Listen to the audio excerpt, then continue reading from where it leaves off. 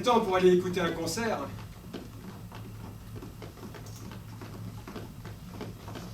Ah, je ne comprends pas. Où c'est que je n'ai pas de talent comme dentiste? Où c'est qu'il y a aujourd'hui plus de dentistes que de dents? Bon Dieu, mais nous avons étudié et travaillé ensemble. Mais quelle différence! Toi, tu as 2 maisons et une villa, et moi, je suis pauvre comme Job. Ah, ne te fâche pas, Chandra Cartman. C'est ta propre faute à toi. Tu crois que du moment que tu as appris à arracher les dents, c'est bon? Mauvais, mon vieux. Très mauvais. Nous autres spécialistes, ce qui nous perd, c'est le manque de culture générale. Mais qu'est-ce que c'est que la culture générale?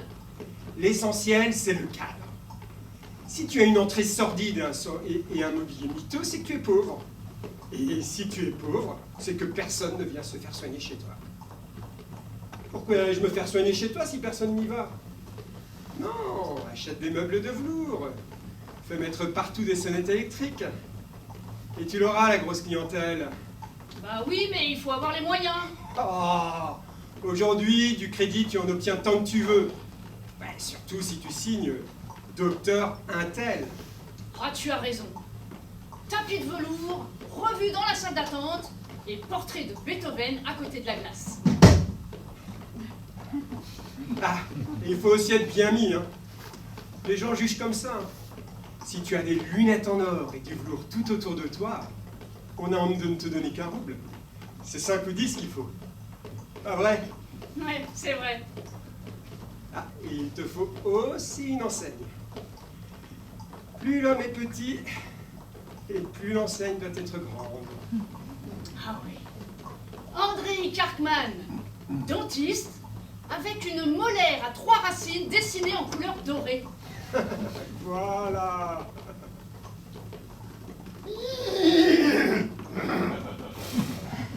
On est arrivé.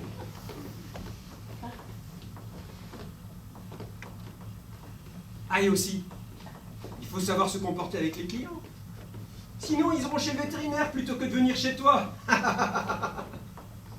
Tiens, par exemple, quelqu'un vient chez moi pour une dent. Je plisse aussitôt le front et je montre le fauteuil sans dire un mot. Les savants, va-t-il se dire, n'ont pas le temps de parler. Le fauteuil, il en met plein la vue chez moi. Bip, bip, il est électronique. Ah, ce qu'il y a à faire à la dent, c'est bête comme chou, hein. Il suffit de l'arracher, un point c'est tout. Mais tu la grattes un bon moment, tu joues la comédie. Tiens, tu lui dis... Monsieur, il est de mon devoir de soulager vos effroyables souffrances, aussi je vous demande d'avoir confiance en moi. La dent, je l'arrache d'un geste rapide, sans hésiter, en 2 temps, 3 mouvements. 2 temps, 3 mouvements? Oui, 2 temps, 3 mouvements. Ah non, mais moi j'ai pas d'assurance, je tremble. Une fois, j'ai arraché une dent saine à la place de la mauvaise. Bagatelle, ça arrive à tout le monde. Arrache les bonnes et tu arriveras à la mauvaise.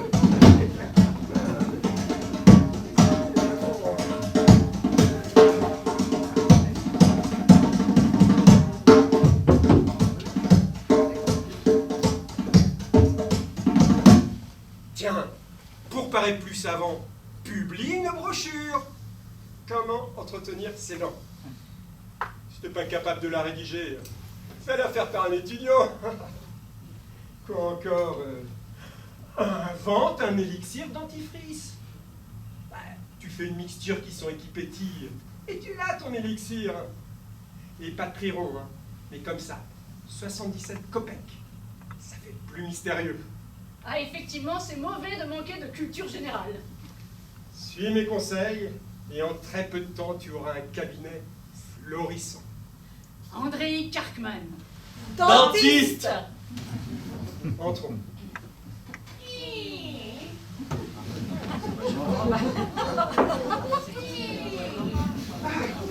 Bonjour, conseiller Bridjalov. Ah, bonjour, docteur Franz. Oh, bonjour, Madame Petrovna. J'ai entendu une très bonne nouvelle. Vous mariez votre fille. Oui, dans 3 mois, si Dieu veut. Oh, félicitations. Oh, bravo. J'imagine. Oh, bah, ça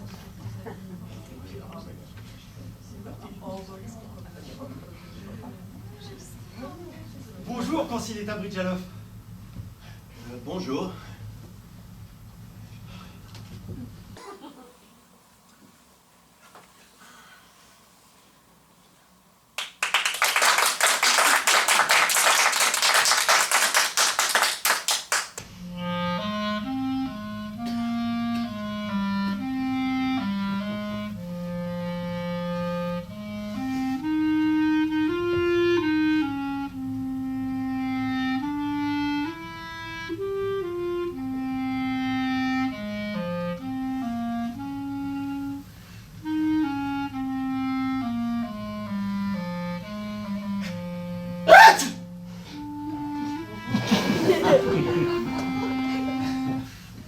Oh mon Dieu, j'ai arrosé le conseiller. Oh, cher neveu, excuse-toi tout de suite.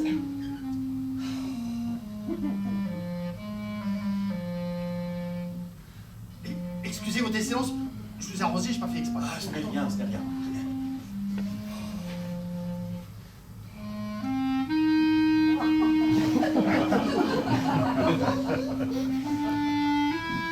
Pour l'amour de Dieu, pardonnez-moi, mais c'est que je l'ai pas fait exprès. Oh, restez donc en plein, je vous prie, et laissez-moi écouter.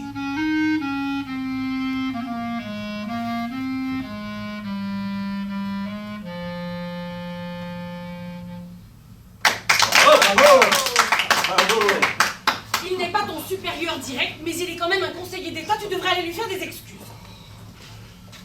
Oh, je vous ai arrosé votre excellence. Pardonnez-moi. Moi, voyez-vous, c'était pas... Ah mais je vous en prie. J'avais déjà oublié, vous ne parlez que de ça. Les yeux pleins de venin ne veut même pas me parler. Mais tu t'es excusé. Oui. À ce moment, il a eu une drôle d'attitude. Il n'a rien dit de compréhensible, et puis... il est parti. J'ai voulu lui expliquer qu'éternuer est un mouvement convulsif des muscles expirateurs qui provoquent une expiration brusque du nez et de la bouche. J'ai peur qu'il imagine que je voulais lui cracher dessus. Demain, tu vas le voir et tu t'excuses. Sinon, il va croire que tu n'es qu'un petit fonctionnaire qui ne sait pas se tenir en public. Ouais, demain j'irai voir.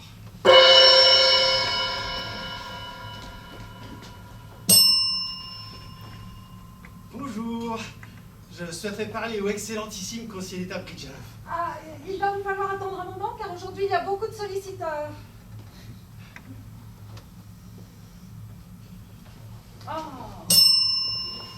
Bonjour. Bonjour.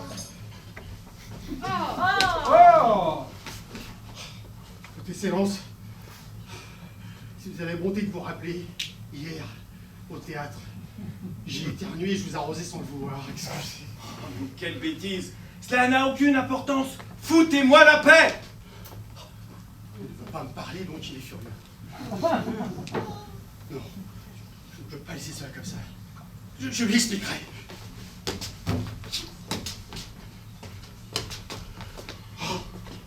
Votre excellence, si j'ose déranger votre excellence ce conseiller d'État, c'est justement, croyez-moi, par repentir.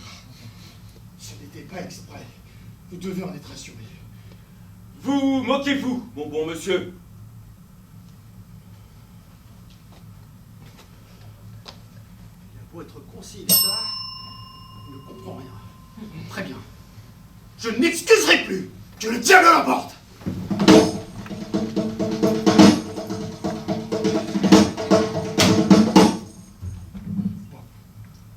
Je lui écrirai une lettre. Mais je n'irai plus le voir, hein. Par Dieu, je n'irai plus. Ça ne sert à rien. Un conseiller a trop de travail pour s'intéresser à une lettre d'un subalterne. Tu as raison. J'y retourne demain pour lui présenter moi-même les explications.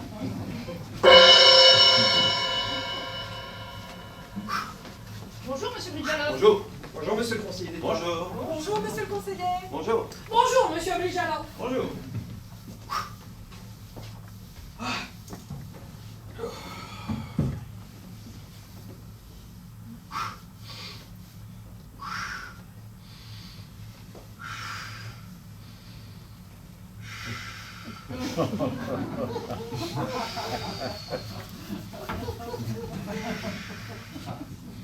Je suis venu hier déranger votre excellence, mais ce n'était pas pour me moquer, comme vous m'avez fait l'honneur de m'arroser. Je m'excuse du fait qu'ayant éternué, je vous ai arrosé. Je songeais nullement à me moquer. Comment oserais-je? Si nous mettons à nous moquer, dans ce cas, il n'a plus non moindre respect pour les hauts personnages. Fichez-moi le camp! Pardon. Fichez le camp! Dehors! Dehors! Dehors! Je vais vous envoyer vendre des timbres en Sibérie!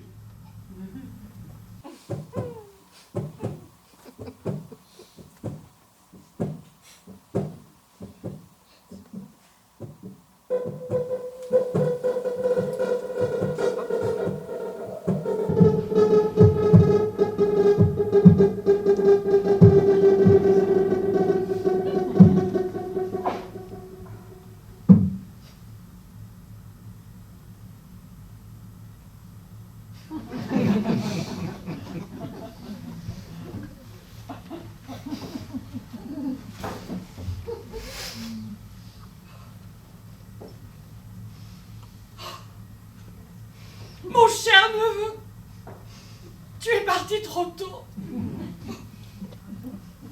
Il faudrait prévenir sa femme. Elle ne vivait plus avec le défunt, mais elle l'aimait tout de même. Oh oui, l'autre jour elle est allée le voir et elle n'arrêtait pas de lui dire « Piotr, quand me pardonneras-tu un écart d'une seule minute ?» Et tout dans le même genre. Il faut l'avertir. Alexandra Ivanovna, vous êtes une amie d'Elena Andreevna. Ayez la bonté d'aller la voir et faites-lui connaître ce malheur. Mais attention, elle est très fragile. Son cœur est malade. Ne l'assommez pas sans quoi il risquerait de lui arriver quelque chose. Allez-y doucement. Préparez-la d'abord. Et puis...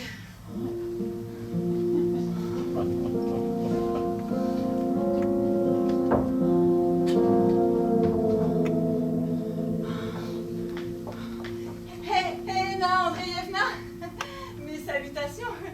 Je passais, figure-toi, et je me suis dit, c'est chez Elena, je vais lui dire bonjour. Mais entre. D'ailleurs, j'ai aussi, comme qui dirait, une petite affaire. Attends un moment, je finis de pousser les plafonds et je suis avec toi. Nettoie, nettoie. Ce n'est que 2 mots et puis je dégage.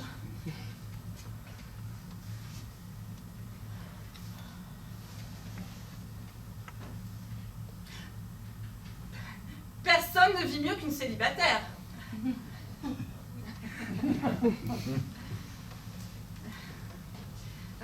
Je suis veuve, je suis libre, indépendante. Maintenant, je vais rentrer chez moi et pas de problème. Personne ne viendra me dire où t'es allée.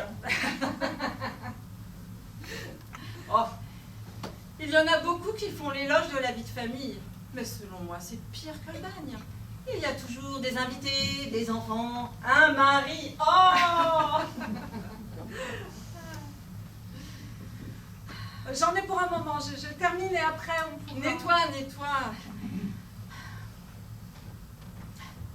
Encore heureux si on tombe sur un homme qui ne soit pas un diable. Toi, par exemple, aussi longtemps que tu es restée célibataire, tu avais l'air d'une femme. Mais dès que tu as épousé ton bonhomme, tu es devenue maladive, mélancolique. Il t'a chassé de chez toi. Il n'y a pas à regretter un homme pareil. Notre séparation, ce n'est pas lui, c'est moi qui en suis coupable. Oh! Laisse donc, je t'en prie, hein. Je le connais, têtu et perfide. Et quant à la méchanceté, alors là, impossible de dire à quel point il en était plein, le défunt. Comment ça le défend? J'ai jamais rien dit de tel. Oh, tu en es déjà toute pâle. Tu es allé voir Piotr aujourd'hui? Oui, j'y suis passée ce matin. Il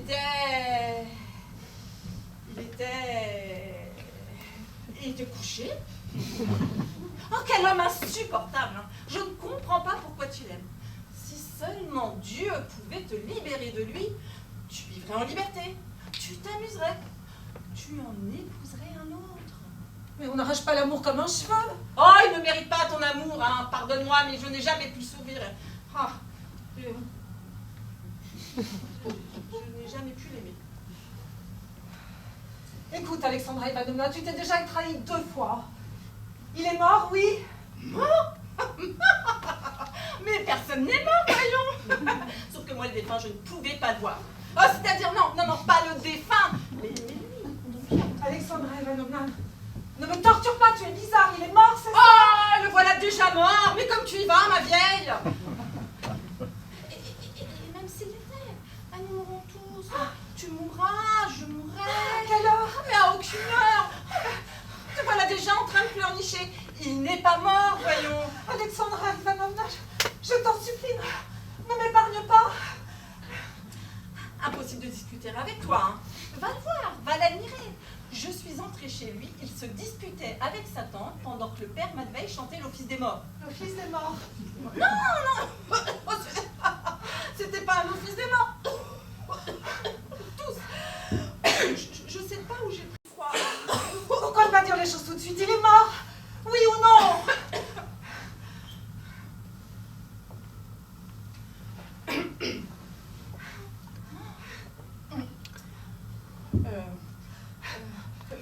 Comment te dire?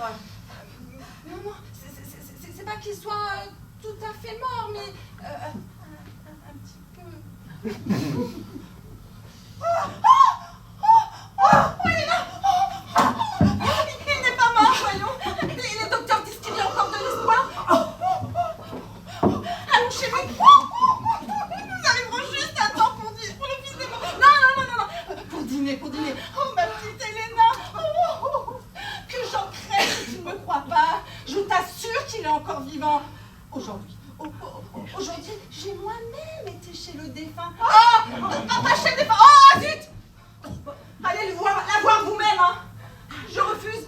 À peine je lui ai dit un mot, à peine une allusion. Vous voyez ce qui lui arrive? Elle meurt, elle s'évanouit. À aucun prix je ne ferai cela une autre fois. Vous irez vous-même.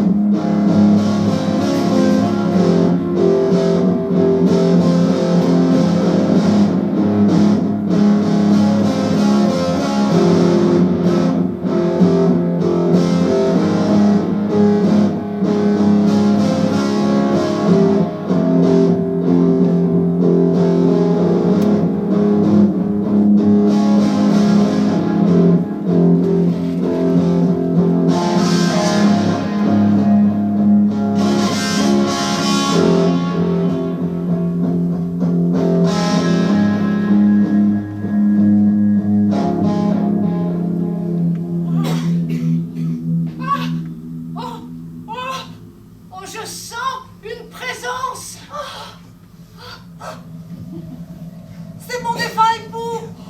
Attendez. Parlez-nous.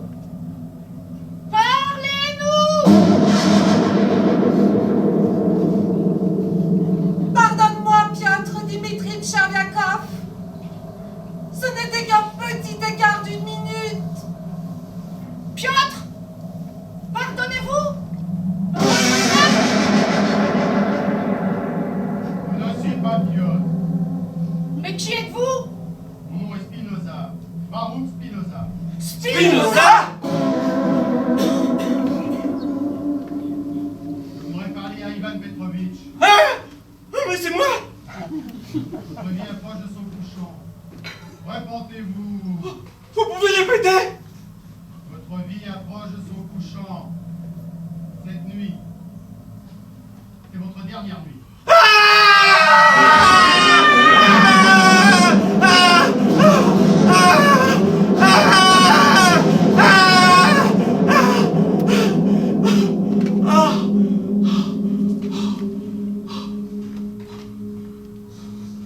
Moi, je ne crois pas au spiritisme.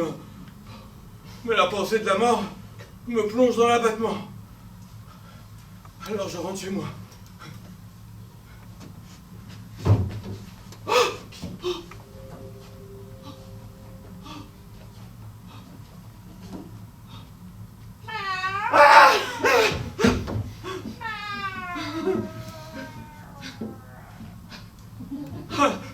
Moi qui n'ai pas de préjugés, je dois avouer que...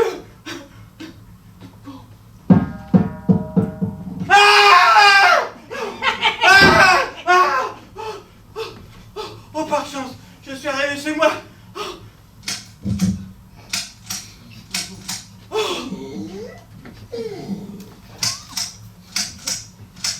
Oh, grâce à Dieu, je suis chez moi.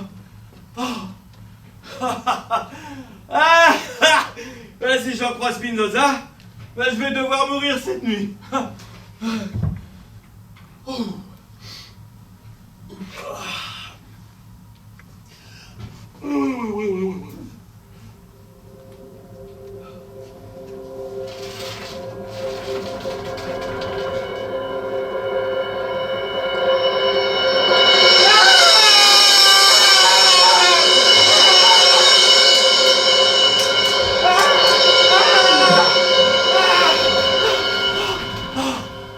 Quelle horreur!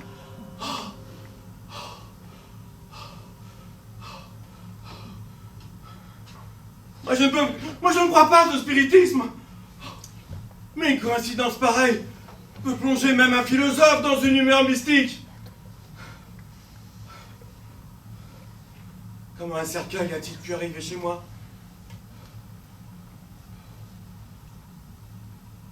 Oh, je sais. C'est une illusion d'optique. J'étais dans un état d'esprit si sinistre qu'il n'y a rien d'étonnant à ce que mes nerfs malades aient aperçu un cercueil. Alors je rentre chez moi. Ah non. Non. Non, si je vois encore le cercueil, je peux perdre la raison. Je vais aller passer la nuit chez mon ami Zouvorine. Oh.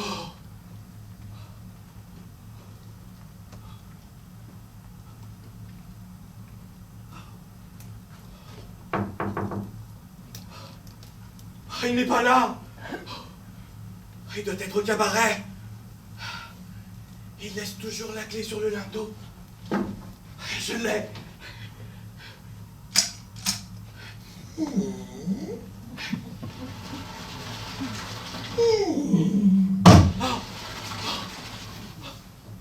Aïe!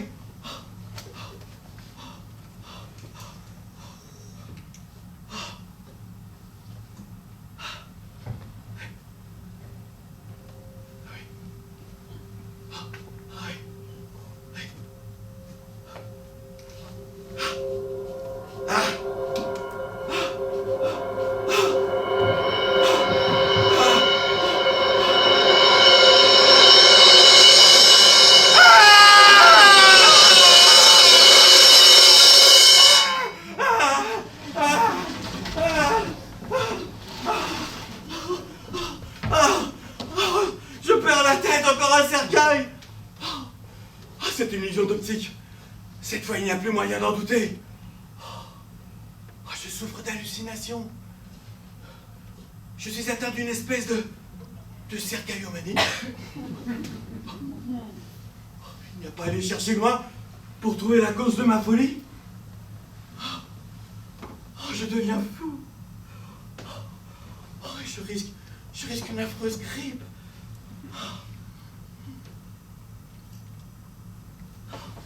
Mais Kolchenkov n'habite pas loin d'ici. Il est médecin. Et il a aussi participé à la séance de spiritisme.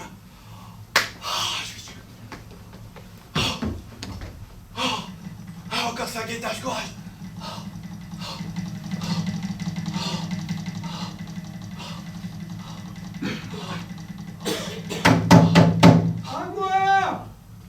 À moi, portier!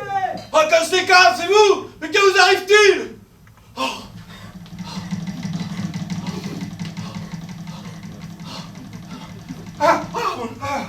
Ivan Petrovitch, c'est vous. Mais est-ce bien vous? Mais qu'avez-vous? Mais vous êtes méconnaissable.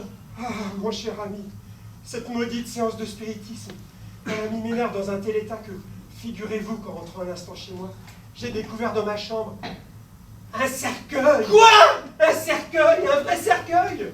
Mais chez moi aussi, il y avait un cercueil. Puis j'ai été chez Zoubourine. Et chez lui aussi, un autre cercueil. Ah! Nous avons mal tous les deux, donc nous ne dormons pas et nous ne voyons pas l'un l'autre en rêve. Par conséquent, nos cercueils, le mien et les deux vôtres, ils existent. Mais qu'allons-nous faire? Il nous faut du courage. Retournons dans ma chambre et inspectons ce cercueil.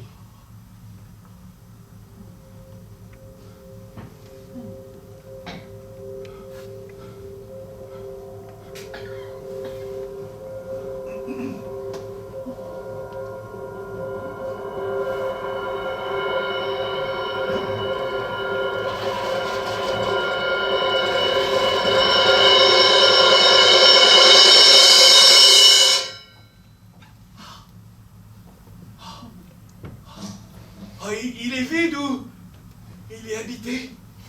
Il est vide.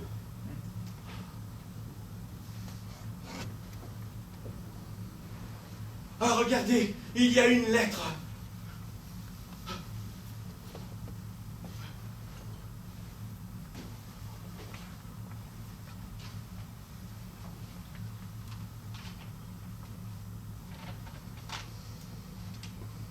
Cher Kotchelkov, tu sais que mon beau-père est endetté jusqu'au cou. Demain, ils viendront faire l'inventaire de ses biens, ce qui causera la perte définitive de notre famille. Tout ce qui a de la valeur chez mon beau-père se présente sous la forme de cercueil. Tu sais que c'est le meilleur fabricant de la ville.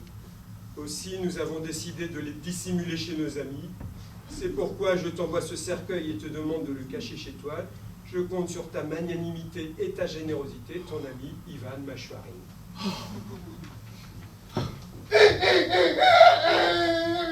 Ah, quelle nuit!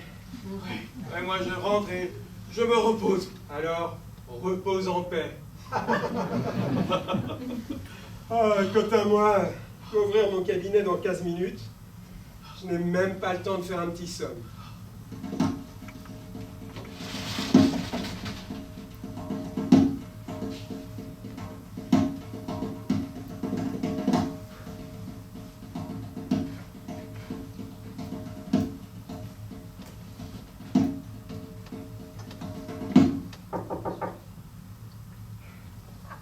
Alors, comment se porte-t-il? Quoi de neuf? Oh, maman vous salue, docteur, et vous remercie. Elle n'a que moi, vous m'avez sauvé la vie, vous m'avez guéri d'une grave maladie. Je n'ai fait que ce que tout autre à ma place aurait fait.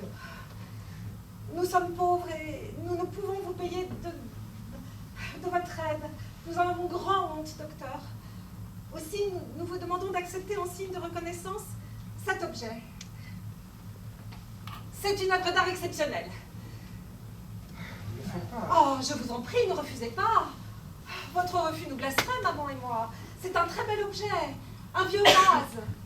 Mon papa achetait des antiquités et les revendait aux amateurs. Et maintenant qu'il n'est plus là, maman et moi, nous avons repris son occupation.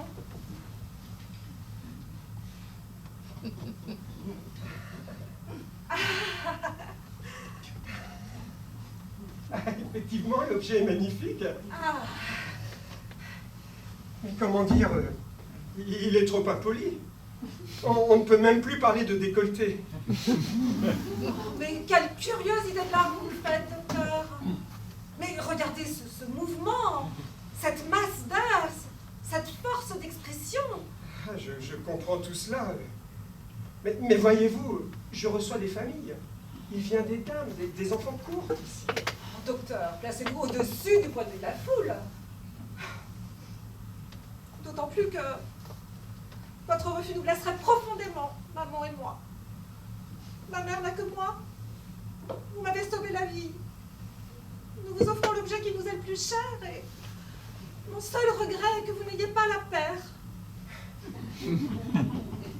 Merci, je vous en suis reconnaissant. Laissez-le, on ne vous fera pas entendre raison. C'est qu'il y a plein de raisons. Mettez ce vase là.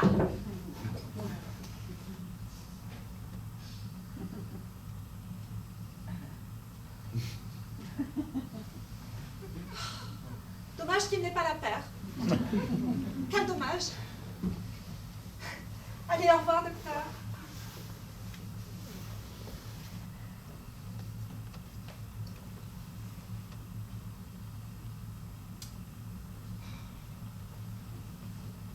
Impossible de le garder chez moi. À qui pourrais-je en faire cadeau? Ah, demain, je vois mon vieil ami, le juge d'instruction Popikov, et ça serait très bien que je lui fasse un cadeau. Du reste, il est célibataire et d'esprit léger.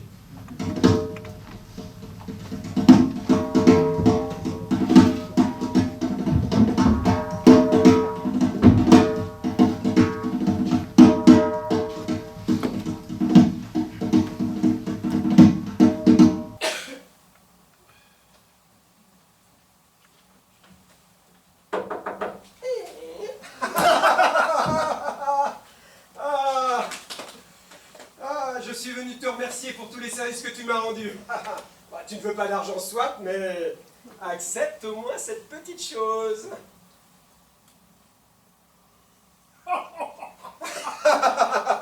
Oh, c'est formidable. Oh, sacre-bleu. Ils font de ces trucs, les démons. Merveilleux. Ravissant. Seulement, mon vieux, garde le cadeau. Et pourquoi? Oui, parce qu'ici, je reçois des gens qui viennent déclarer. Oh. Et parfois vient aussi ma mère. Oh. Tu ne vas pas refuser cette œuvre d'art, mais regarde au moins ce mouvement, cette masse d'air, cette force d'expression. Oh, tu m'offenses, hein? Si au moins on lui avait collé quelques feuilles de vie. Bon, merci. Ah, c'est très bien, Popikov, tu laisses entrer l'art chez toi. À bientôt, mon cher.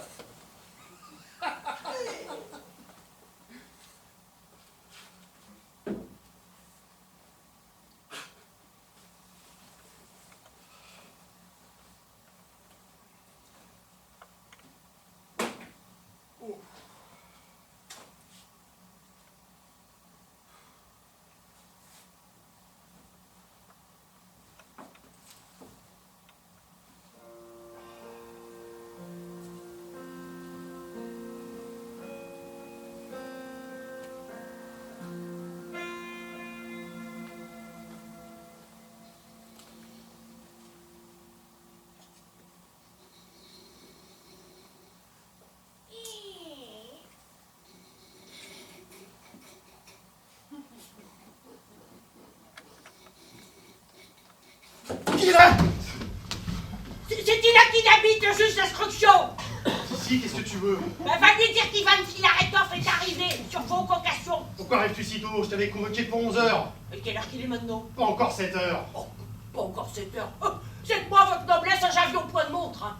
Un juge d'instruction. Et toi? Oui, c'est moi. Bon, va-t'en dehors. Pour l'instant, je dors. Dors, moi je vais attendre. Ça ne coûte pas cher d'attendre.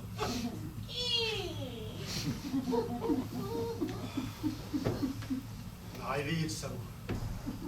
Que je pense à dire à la patronne de fermer la porte à clé pour la nuit. Qu'est-ce que je peux faire, il en pareil?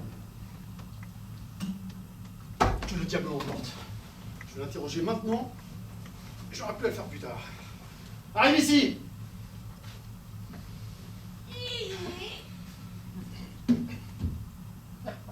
Inculpation du typographe Alexei Drikounov pour sévices à l'encontre de son épouse Marfa Andreeva. Bien plus près. Réponds. Tu es bien Ivan Filaretov, paysan du village de Dunkilo, âgé de 42 ans. Moi? Profession? J'étais berger, je paie sur le bétail de la commune. Les ennuis de la justice? Oh bah pour sûr j'en ai eu. Quand? Pourquoi? Bah avant la semaine sainte, on a été 3 de notre canton à être convoqués comme jurés. Ça ne s'appelle pas les ennuis de la justice? Oh bah alors ça dépend. 5 journées de suite qu'ils nous ont gardés. Vous êtes convoqué en qualité de témoin dans l'affaire des sévices exercés par Alexandre Drikounov à l'encontre de son épouse. Je vous préviens que vous devez dire toute la vérité, rien que la vérité. Bon, que savez-vous de cette affaire? Rapport aux frais de voyage, si je pouvions les toucher, votre noblesse, j'avions fait 23 verstes à votre noblesse. Et le cheval, il n'est pas à moi, faut que je le paye. Je parlerai de tes frais de voyage plus tard. Bah pourquoi plus tard? Moi, on m'a dit, comme ça, Les frais de voyage, faut les réclamer à la justice, sinon, on les a jamais. J'ai pas le temps de discuter des frais de voyage avec toi. Raconte ce qui s'est passé. Quel civisme Drikounov a-t-il exercé à l'encontre de son épouse? Bon, c'est très simple, hein. Il y a eu une bagarre. Moi, j'étais en train de conduire les vaches à l'abreuvoir, et voilà Tipa, qu'il y a des canards qui nagent dans la rivière. Oh, si c'était au châtelain ou aux paysans, le Christ le sait. Hein. Et voilà Tipa Grishka, les bergers. Il prend un caillou, et il se met à en lancer. Bah, pourquoi que je lui demande? Que tu lances des cailloux, tu pourras en tuer un, que je lui dis. T'en toucheras un canard, n'importe lequel, et tu le tueras. Même un homme, ça peut le tuer. Mais alors un canard, c'est une petite créature faible. Avec un petit bout de bois, on peut l'assommer. Mais Krishna n'écoute en quoi? Pourquoi que tu n'écoutes pas? Que je lui dis. Je m'en vais te frotter les oreilles, des douilles. Cela ne concerne pas l'affaire. Racontez uniquement ce qui concerne l'affaire. Compris. Alors, moi j'ai tout sur le point de lui saisir l'oreille, que voilà Tipa Drikounov qui arrive. Les gens ne sont pas encore sortis de la messe et lui il est déjà pété pour réjouir le diable. Ça ne te permet pas d'attraper une âme chrétienne par l'oreille, sinon tu vas déguster. Moi je lui répondions, avec tous les honneurs à un chrétien mort. Hein. Va donc ton chemin, poivre que tu es. Non mais tu te prends pour un juge de paix, tu te prends plein de pouvoir pour me cogner.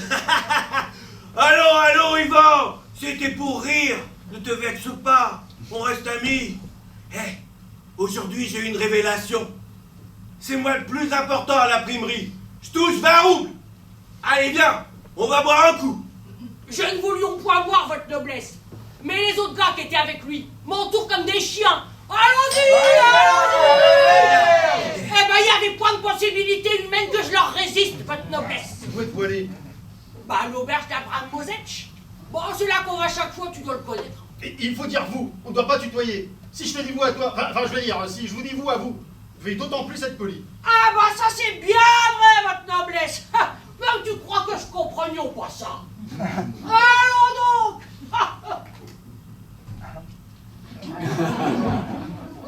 Elle est jolie ton statut pornographique. Tu dis abouti. C'est une œuvre d'art. Tu ne vois pas cette masse d'air, cette force d'expression. Tu ne comprends rien. Bon, désolé à votre noblesse, hein, je n'avions pas bien regardé. Hein. Vous parliez de l'auberge d'Abraham Mosech. Oui, c'est ça. Donc, on arrive chez Abraham, et alors... Merde, c'est moi qui paye. Qui dit ça? Lui, Drikounov, quoi. Merde, espèce. Sinon je défonce le commun. Hé, j'ai une révélation. Alors on a bu un petit peu, et puis on a attendu, et puis on a bu encore, car il avait eu une rélévation. Et de cette façon-là, bah, en 1 heure, on en avait éclusé 8. Bon, moi, qu'est-ce que ça me fait? Hein? Oh, c'était pour mes sous. Hein. Bon, quand même, ça aurait été 1000 verres. Voilà. Mais moi, votre noblesse, hein, je n'étais pas du tout coupable. Que s'est-il passé ensuite? Bon, il s'est rien passé. Ah bon, pendant qu'on buvait, c'est vrai, il y a eu une bagarre. Mais qui s'est battu? Bon, c'est bien qui. Hé, j'ai une révélation. Il criait, il cherchait à donner des coups à n'importe qui, déchaîné qu'il était. J'ai une révélation. Ah, il a connu sur moi, il a connu sur Abraham, et sur les gars. Tiens, à boire. Et connais ma force. Il te présente un petit verre, il te laisse boire, et il te donne de toute sa force. Et sa femme, il l'a battue? Marfa, oh bon, elle en a pris aussi, oui. Bah, juste au moment où nous étions en train de nous mettre en train, bah, elle est arrivée dans la taverne. Mais t'as pas honte? Mais qu'est-ce que tu viens faire ici? Mais à la maison, on n'a rien à manger. Les enfants sont habillés comme des gueux. Et toi, tu ne penses qu'à boire comme un trou. J'ai travaillé comme un fou toute la journée. J'ai besoin de boire un verre. Mais tu vas finir par te faire virer du journal si tu continues d'arriver sous comme ça. Espèce de femme sans cervelle. Personne va me virer. Je suis le seul typographe de Taganrog. Dieu te punira, Drikounov. Mais je suis déjà puni. Et lui, sans un gros mot. Il faut qu'elle comprenne. Bon Dieu, vous voyez mon malheur et vous ne faites rien. Et il recommence. Il l'adressait. Il en finissait pas de l'adresser.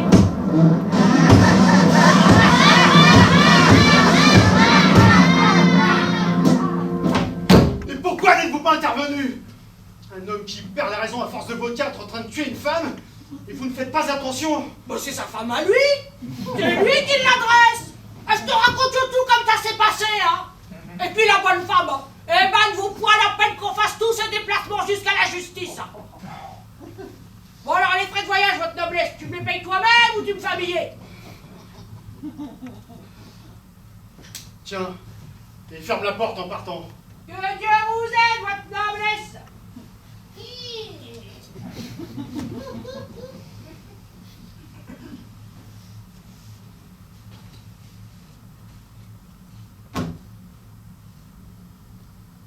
Oh, je ne peux pas garder cet objet ici. Le jeter?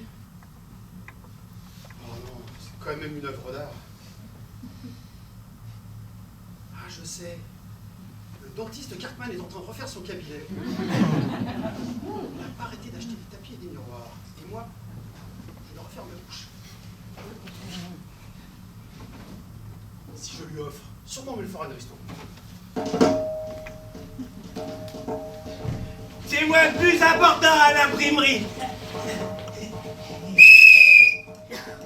À l'occasion des intempéries, chirurgien Cartman remet en place office des morts quotidiennement.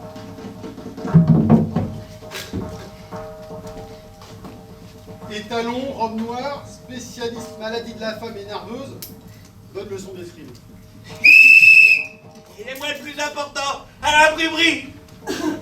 Madame Pamina a le chagrin d'annoncer à parents et amis le décès de son époux et père, Anton Koustokov, gentilhomme de la chambre. Rédaction Revue Labour tient chambre individuelle, disposition femme en couche. Enfants et hommes de troupe demi-tarif, merci de ne pas toucher. Ah, les journaux ne savent plus qu'écrire pour attirer l'attention. Pas vrai, Jean Dirine? Oh, j'en sais rien, j'ai trop mal. Faut se rincer les dents avec de la vodka. J'ai déjà tout essayé. Ne laissez pas filer, les gars, attrapez-le. J'aurais dû un canaille. Qu'est-ce qui se passe? Qu'est-ce que c'est? Qu'est-ce que tu fais avec ce doigt? Ah, monsieur l'agent, j'allais tranquillement sans faire de mal à personne. Quand cette sabette m'attrape le doigt.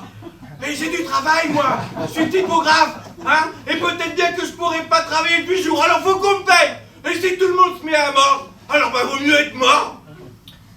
Bon! À qui il est, ce chien? Je vais vous apprendre, moi, à laisser divaguer les chiens. Il est grand temps de s'occuper un peu de ces gens qui veulent pas se soumettre à un règlement. Eldirine, trouve le propriétaire du chien. Et dresse-lui un procès verbal. Ce chien, il faut l'abattre. Sur le champ, sûrement enragé. À qui est le chien, je demande? Il me semble qu'il est au général Gigaloff. Au général Gigaloff? Ça frustre, il fait chaud.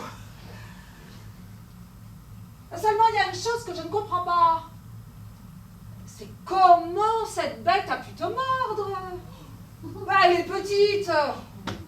Tu as dû t'écorcher le doigt avec un clou, puis il t'est venu à l'idée d'en profiter. Je vous connais, vous autres.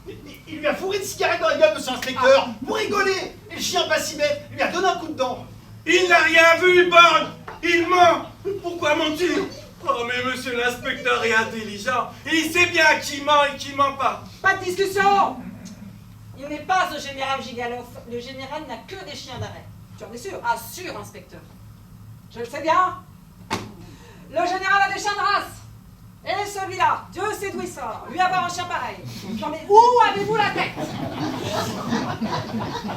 À Moscou, un chien pareil. Il ne garderait pas de si près, hein. Il les quick. Et toi, Drigounov, tu as du mal. Ne laisse pas cette affaire comme ça, il faut la reprendre. Il est peut-être bien tout de même au général. L'autre jour, j'en ai vu un pareil dans sa cour. Oh, c'est bien connu qu'il est au général. Souffle un petit vent. J'ai des frissons. Eh ben, va chez le général et demande s'il est à lui. Et puis tu lui diras que c'est moi qui l'ai trouvé et envoyé. Et dis de ne pas le laisser sortir dans la rue. Ah, c'est peut-être un animal de prix. Et si n'importe quel type lui fout un cigare dans le museau, mais le chien, c'est une bête délicate, imbécile. Tiens, voilà le cuisinier du général Raymondé. Hé, encore! Regarde ce chien, c'est à vous. Ah, quelle drôle d'idée! Jamais de la vie on en a eu des comme ça!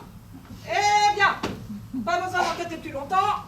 C'est un chien errant, j'avais raison, il faut l'abattre. Un point, c'est tout. Il n'est pas à nous! Il est au frère du général qui est arrivé il n'y a pas longtemps. Ah, son frère Vladimir. Et il est venu pour quelque temps? Il est venu nous voir, oui. Voyez-vous ça? Et moi qui n'en savais rien. Ainsi c'est son chien. Tu n'as pas honte? Maltraiter ce pauvre animal? Tire-toi avant que je ne change d'avis et que je te mette devant le juge. Et prends-le. C'est une jolie bête. Et il n'a pas froid aux yeux. Ouais. Il a un coup de dent sur le doigt du type. Quel joli petit chien. Oh, j'ai mal. Vous avez mal aux dents? Il faut mettre sur la joue du réfort qu'il est dans du pétrole. Je vais faire des bains de bouche avec de l'eau de Cologne mélangée d'encre. Le mieux, c'est de badigeonner les gencives avec de la teinture d'iode. J'ai tout essayé. Il ne me reste plus qu'à me loger une balle dans le front ou boire cul sec 3 bouteilles de vodka pour m'abrutir et dormir comme un mort. Ce que vous voudriez faire, c'est d'aller voir un médecin. On m'a parlé du dentiste Carpan. On dit qu'il arrache les dents en un instant, et sans douleur. Il habite l'immeuble Savokin. Avec votre permission, inspecteur? Alors, monsieur le conseiller d'État, vous rentrez chez vous? Oui, je viens de visiter Olga Ivanovna. Son enfant est très malade. Ouais, ça me fait de la peine. L'hiver touche à sa fin, mais il nage encore. Oui, c'est la fin d'hiver. Quand d'aller chercher des asperges? La fin d'hiver.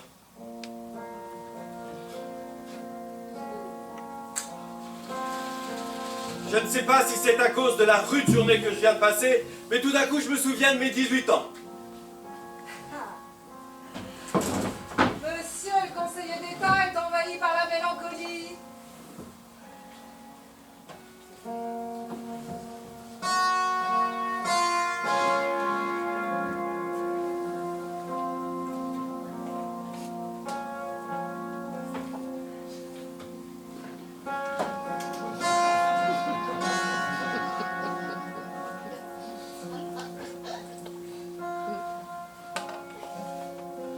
Je me souviens de Nadia.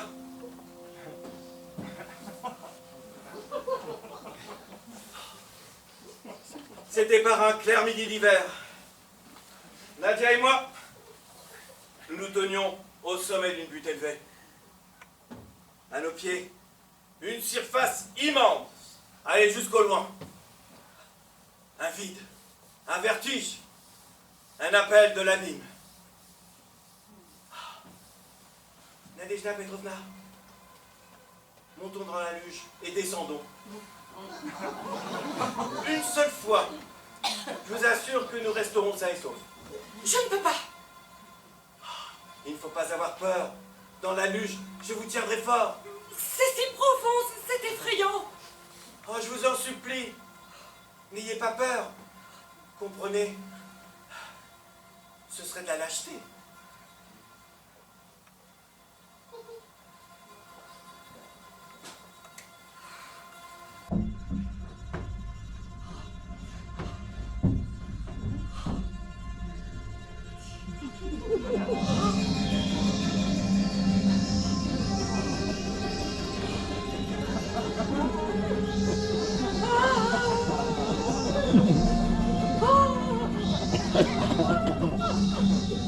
Je vous aime, Nadia!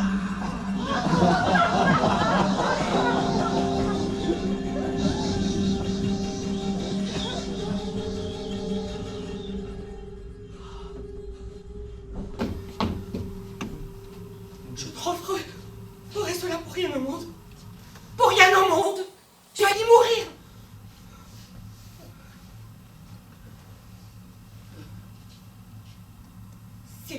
prononcé ces 4 mots?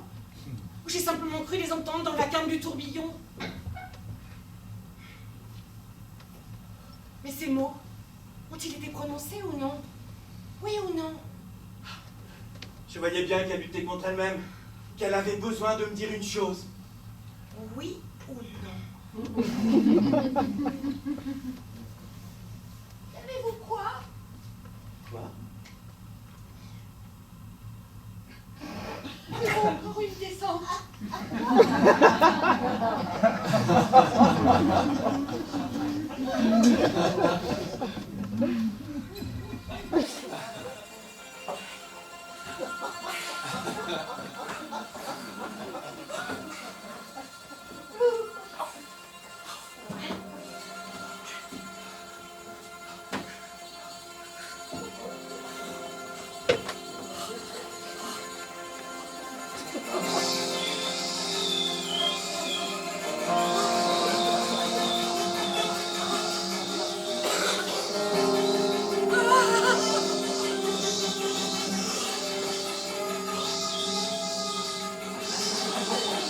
Je vous aime, Nadia!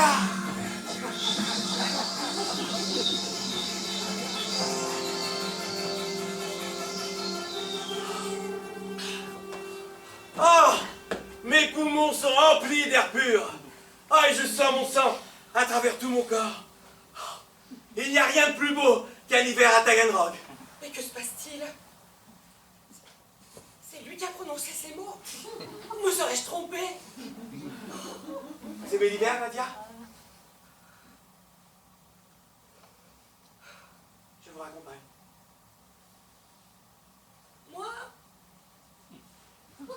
Moi j'aime bien ces descentes. Je ne voulais pas que nous en fassions encore une.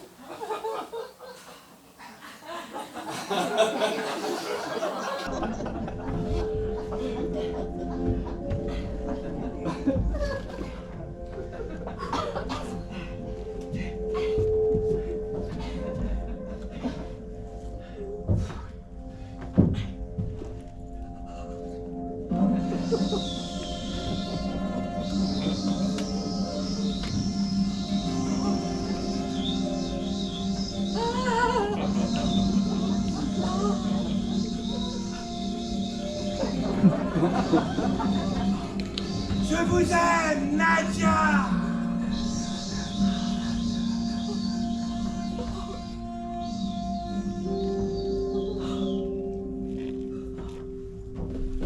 Ah, je vous raccompagne chez vous, Nadia.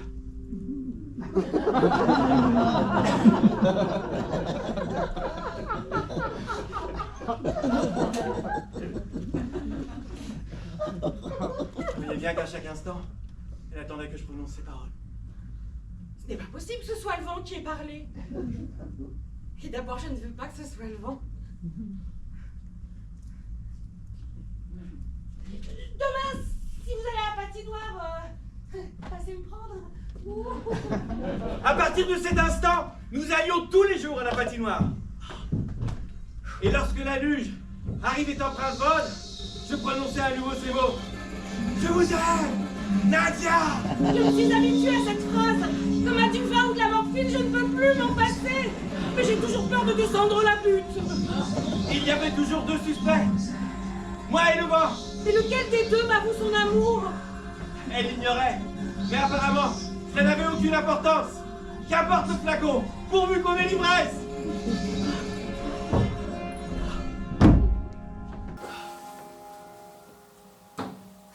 Un jour, alors que j'allais seul à la patinoire,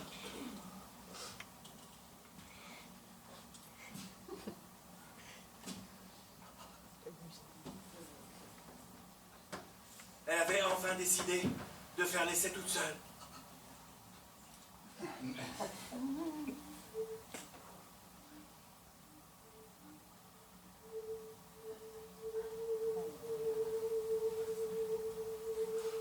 Nadia entendait-elle les paroles?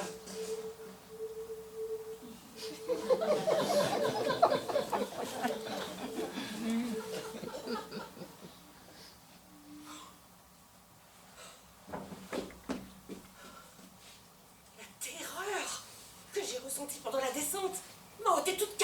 entendre, de distinguer les sons, de comprendre.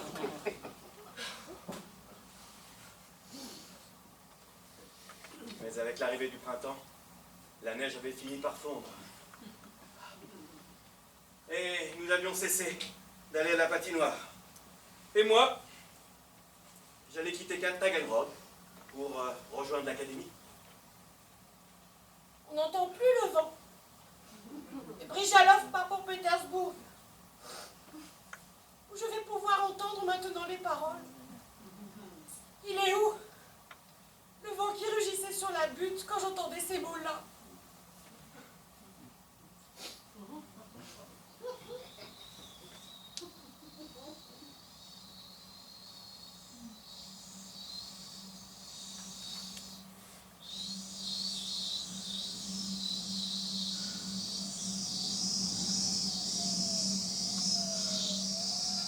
Je vous aime, Nadia!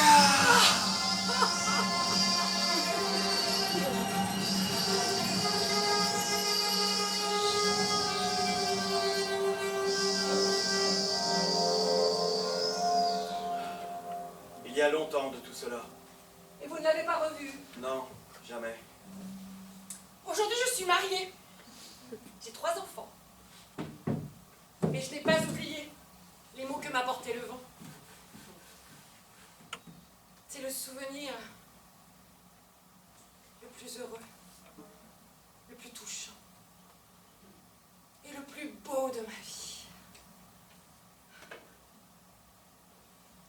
Je vous aime, Nadia. Et moi, maintenant que j'ai pris de l'âge, je ne comprends plus pourquoi je prononçais ces paroles. Quel était le but de cette petite blague?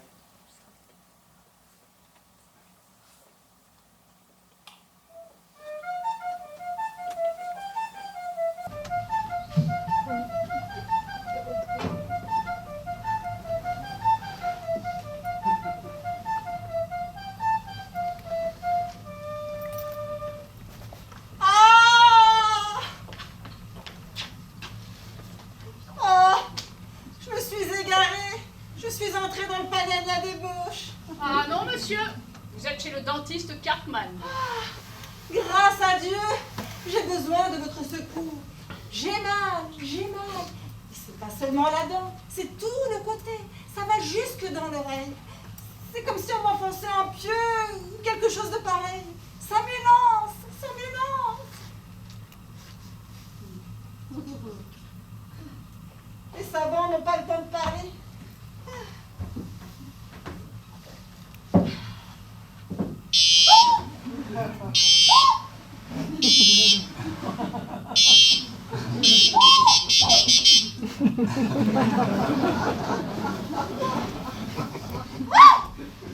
Monsieur, c'est mon devoir de soulager vos effroyables souffrances. Aussi, je vous demande d'avoir confiance en moi. Vous savez mieux que moi, monsieur Cartman. Vous avez étudié pour savoir ce qu'il faut arracher et ce qu'il faut soigner. Vous avez été placé ici pour ça. Que Dieu vous ait en sa sainte garde.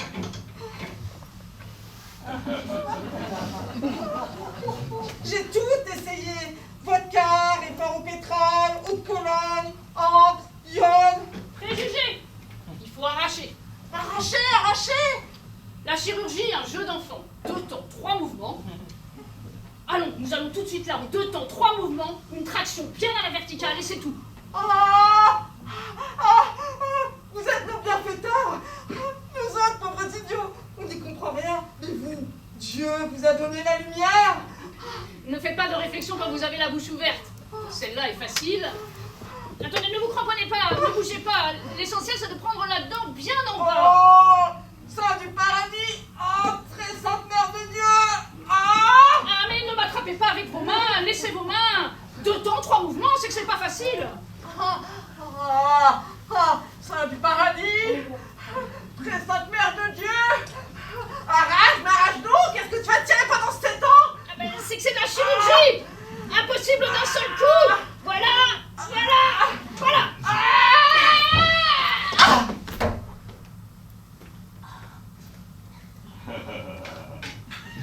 Tiré. Je souhaite qu'on tire comme ça dans l'autre monde. Oh, merci infiniment. Si tu ne sais pas arracher les dents, ne t'en mêle pas. J'y vois plus rien. Mais pourquoi m'attrapes-tu avec tes mains? Je tire et toi tu me pousses le bras. Et tu me dis toutes sortes d'idioties, imbécile. Oh, imbécile toi-même. Mais tu crois, paysan, qu'une dent comme ça, c'est facile à enlever? Tu ne sais pas, non mais c'est toi qui vas m'apprendre mon métier, non? Non mais, allez, assieds-toi, on te dit. Oh, j'y vois plus rien. Laisse-moi me remettre. Seulement ne tire pas longtemps, hein. Arrache d'un seul coup. Oh, oh. Fais la leçon à ceux qui s'y connaissent. Mon Dieu, ce que le peuple est ignorant. Allez vivre avec ces gens-là, on devient abruti. Allez, ouvre bien la bouche. La chirurgie, mon ami, ça n'est pas une plaisanterie. Allez, bon, 2 temps 3 mots. Bah oui, mais c'est une vieille dent, elle a poussé des racines profondes, hein. Ouvre bien la bouche, voilà, c'est ça. Allez, 2 temps 3 mots. Allez, bouge pas, c'est ça. Je le savais bien.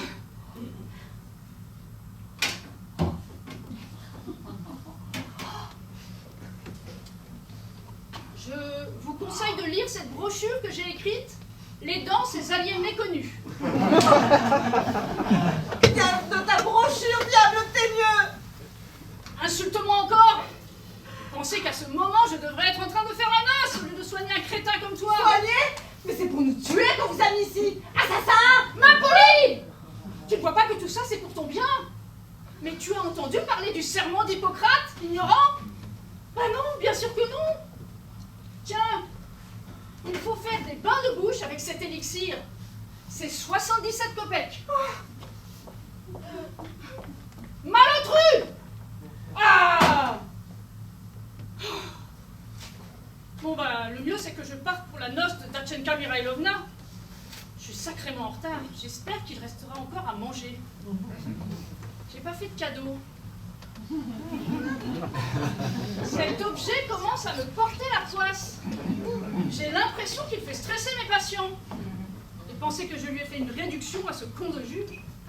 Bon voilà, une bonne affaire. Je me débarrasse de cette œuvre d'art et je ne dépense pas un kopek pour le cadeau. Vive les mariés!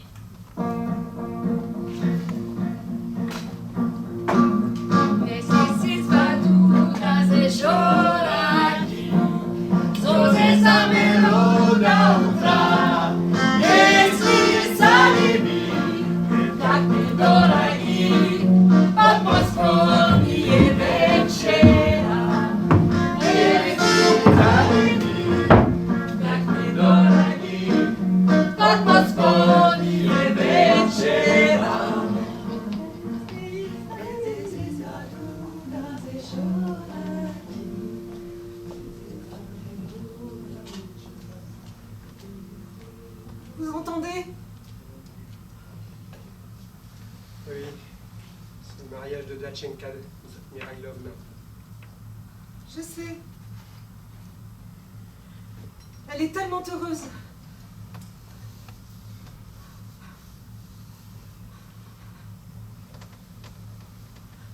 On ne saurait imaginer plus terrible malheur.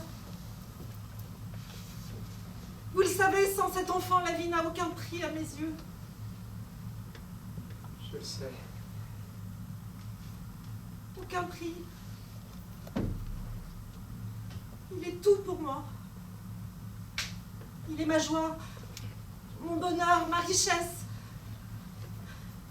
Et si, comme vous dites, je cessais d'être mère, s'il mourait, il ne resterait de moi plus que mon ombre. Je ne survivrais pas.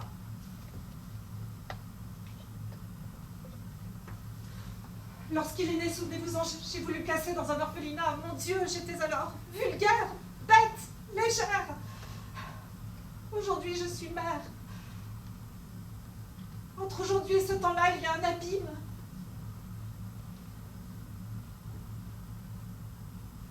Vous vous taisez, mais je ne perds pourtant pas espoir. Pourquoi ne dites-vous rien? Je ne serais pas moins que vous heureux de nourrir quelque espoir. Mais il n'y en a pas. Il faut regarder cette monstruosité en face. L'enfant souffre de tuberculose cérébrale. Et forcez-vous de vous préparer à ce qu'il meure, car c'est une maladie dont on ne guérit jamais. Vous êtes sûr de ne pas vous tromper, Nikolai? De telles questions ne mènent à rien. Je peux répondre à tout ce que vous voudrez, mais cela ne vous soulagera en rien.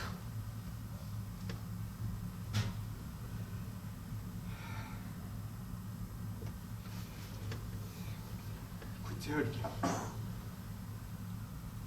accordez-moi une minute d'attention, j'ai une question à vous poser.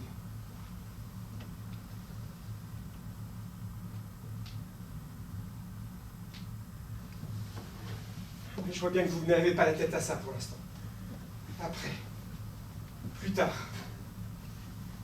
je vais voir Micha.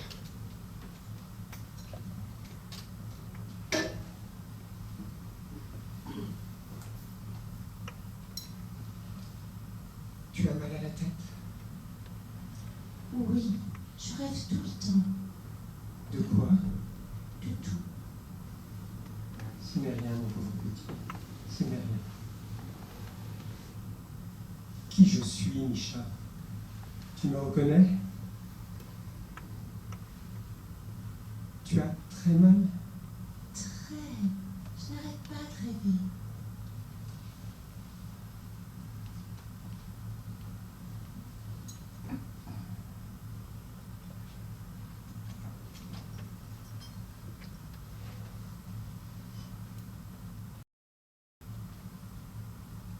Vous voulez que j'allume? Écoutez, Nikolai, si l'on organisait une consultation médicale. D'accord, je vais faire aider demain.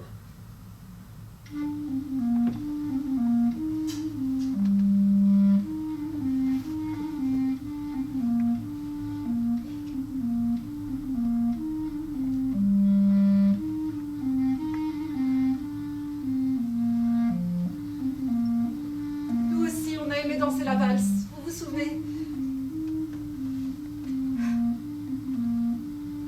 Seigneur, se peut-il que rien ne soit d'aucune aide? Tu es docteur, Nikolai. Tu dois savoir ce qu'il faut faire. Comprends que je ne supporterai pas cette perte. Je n'y survivrai pas.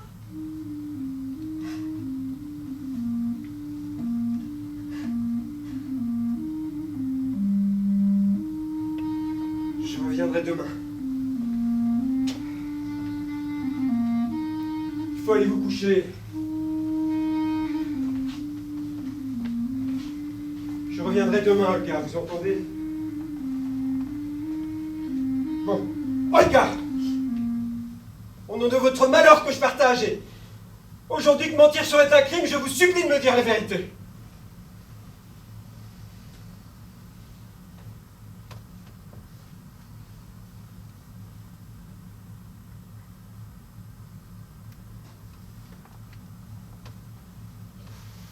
Vous m'avez toujours assuré que cet enfant était mon fils. Est-ce vrai?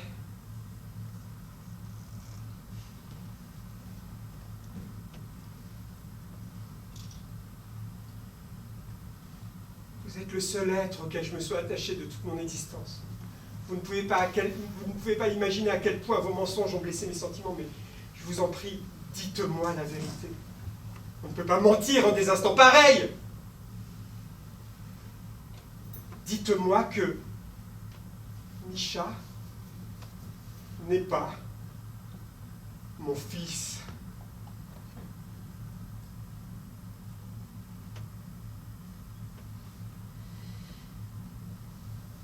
J'attends. Il est le vôtre. Même en des instants pareils, vous osez mentir. Vous n'avez rien de sacré. Oui. Vous étiez vulgaire, débauché. Et je n'ai jamais aimé personne d'autre que vous. Et maintenant que je vieillis, cet amour est la seule touche de lumière dans mon souvenir. Alors, pourquoi l'assombrissez-vous par vos mensonges? Pourquoi faire? Je ne vous comprends pas. Vous me comprenez parfaitement. D'accord. Je vais vous rafraîchir la mémoire. Nous sommes 3 à partager les droits paternels. Moi-même, Brice Jaloff et Maître Kourovski, l'avocat, lesquels, tout comme moi, continuent de vous verser de l'argent pour vous permettre d'élever leur fils.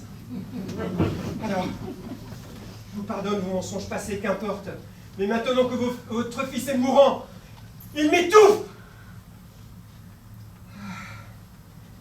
Vous craignez, si vous me dites la vérité, que je cesse de payer votre pension.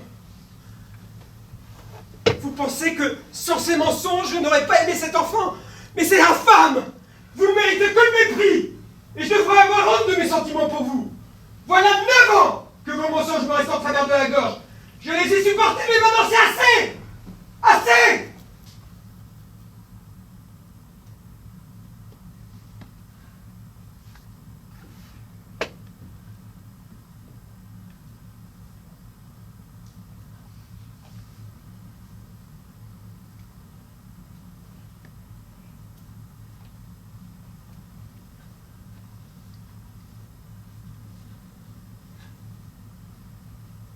Je me suis emporté. J'avais complètement perdu de vue que vous ne m'aviez pas la tête à ça. Dieu sait ce que j'ai pu dire, Olga. N'y prêtez pas attention. Je vous ai offensé, mais vous savez à présent que je suis au courant pour Brijalov et Kourovski, alors il vous est désormais facile de me dire la vérité. Je ne mens pas, Nicolas. Micha est de vous. Alors, je vais encore ajouter quelque chose. J'ai entre les mains une de vos lettres à Brijalov, dans laquelle vous l'appelez le père de Micha. Olga, je sais la vérité, mais je veux la tenir de votre bouche, vous entendez? Dites-moi que Micha n'est pas mon fils. Dites-moi que Micha n'est pas mon fils. Dites-moi que Micha n'est pas mon fils.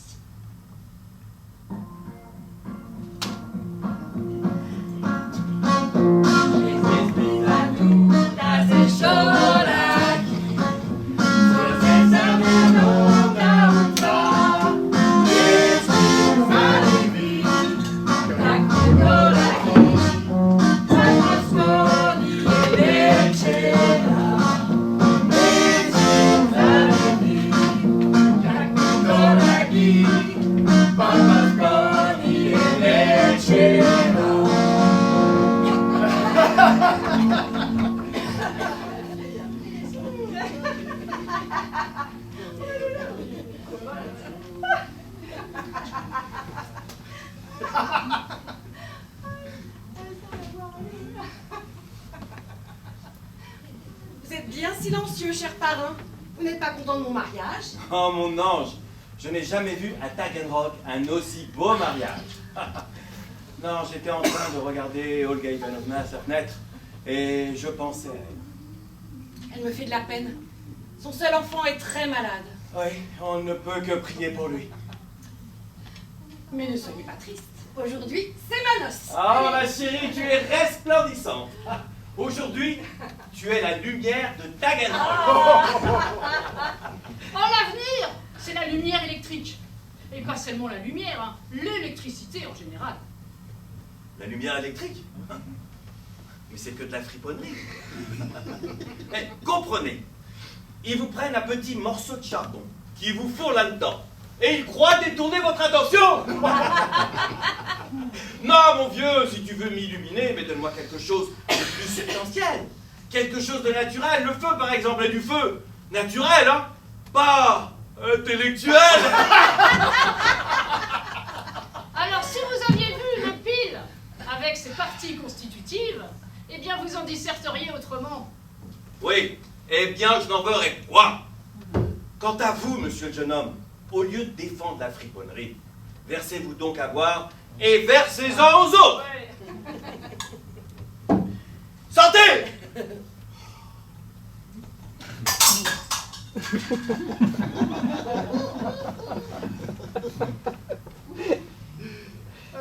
Moi, je suis parfaitement d'accord avec vous. À quoi bon entamer des discussions sérieuses? C'était une discussion scientifique. Oh, je veux bien discuter de toutes sortes de découvertes scientifiques, mais il y a un temps pour tout. Darling n'y prête même pas attention. Il veut montrer son instruction. C'est pour ça qu'il cause de choses incompréhensibles. Grâce à Dieu, nous avons vécu toute notre vie sans instruction. Et voilà que nous marions notre fille à un homme de mérite. Mais si nous passons à vos yeux pour des mal appris, pourquoi est-ce que vous venez chez vous? Vous n'avez qu'à aller chez vos bien appris. Ah non, mais moi, Tatiana Petrovna, j'ai toujours respecté votre famille. Et si j'ai évoqué l'électricité, il n'y a pas de raison de penser que ce soit par orgueil. Oh, j'ai toujours souhaité un bon mari à Datchenka Mirailovna. Oh, de nos jours, c'est tellement difficile de trouver un homme de mérite à épouser. Chacun veut se débrouiller pour convoler par intérêt, pour de l'argent. C'est une insinuation? Ah non, non, je parle comme ça, en général, je parle pas des présents, hein. Oh bah, je vous en prie, vous, tout le monde sait que c'est par amour, hein. La dot est minime. Non, elle n'est pas minime. Parle, mon petit bonhomme. Mais voyez ce que tu dis. Il n'y a pas que les 1000 roubles. Il y a aussi 3 manteaux, tous ces meubles et 2 édredons de Samarcande que mon époux avait achetés dans l'Ouzbékistan. Essaye de trouver ailleurs une dot pareille. Non, mais moi je ne dis rien, hein. Le mobilier, en effet, est fameux. Non, ce que je dis, c'est que monsieur se vexe comme si j'avais insinué... Alors n'insinuez pas. Nous vous respectons à cause de vos parents et nous ne vous avons pas invité à la noce pour que vous vous permettiez des élocutions diverses.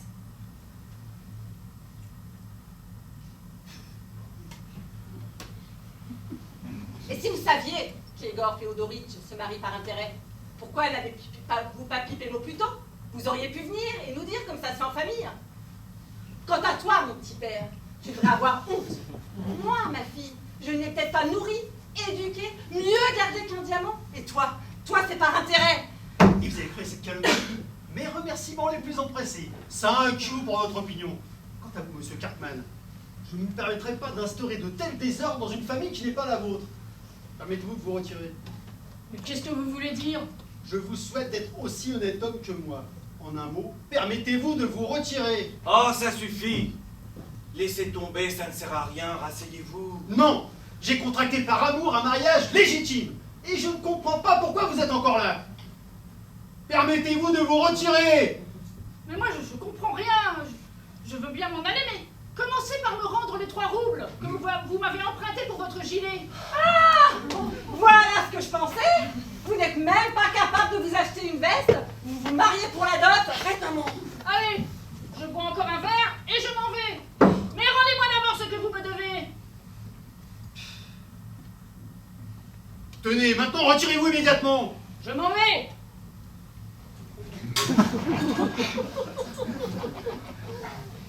Je suis offensée. Alors, ramenez votre cadeau. Je n'ai rien dit tout à l'heure pour ne pas être impoli. Mais ce n'est pas un cadeau, c'est une immoralité. Nous, on est une famille décente, pas une tribu de Sodome et Gomorrhe. Mais vous manquez vraiment de culture générale. Vous voyez pas ce mouvement? Cette masse d'air? Cette force d'expression? Prenez-vous de culture générale et retirez-vous. Offensé! Quant à vous, Yegor Féodoritch, ne croyez pas que vous allez avoir les 1000 roubles de la dot. Arrête, maman. Pensez que les édredons de Samarcande de mon défunt époux vont tomber dans vos mains. Oh, ça me rend folle. Mais j'en ai rien à foutre de vos adorants de Samarcande. 50 kilos, et quel du vrai, du brun, pas la moindre petite plume. Vous n'aurez jamais la dot. Je suis un honnête homme et je ne me laisserai pas rouler. Vous verrez, la justice vous montrera quel homme je suis. Oh, comme si vous alliez voir le star. Vous n'aurez jamais les édredons de Samarcande. Vous allez voir vos putains de maudits édredons.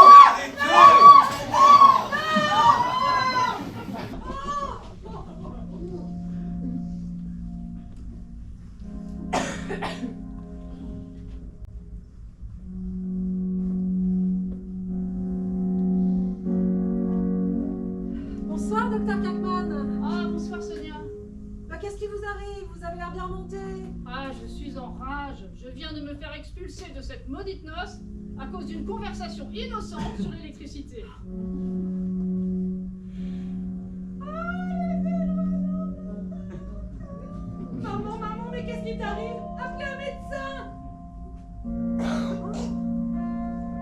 On dirait de la neige. C'est du duvet. Le marié est fâché à cause de la dot et il est en train d'éventrer 2 édredons et de jeter le duvet par la fenêtre. Ça en fait du duvet.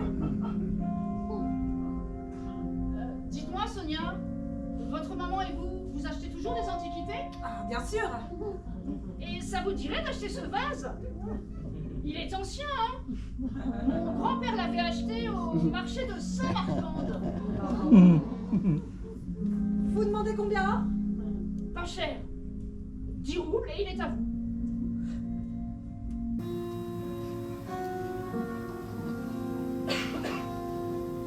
Merci Sonia, vous faites une bonne affaire. Au revoir. Le docteur va être si heureux. Je vais pouvoir finalement lui offrir la paire.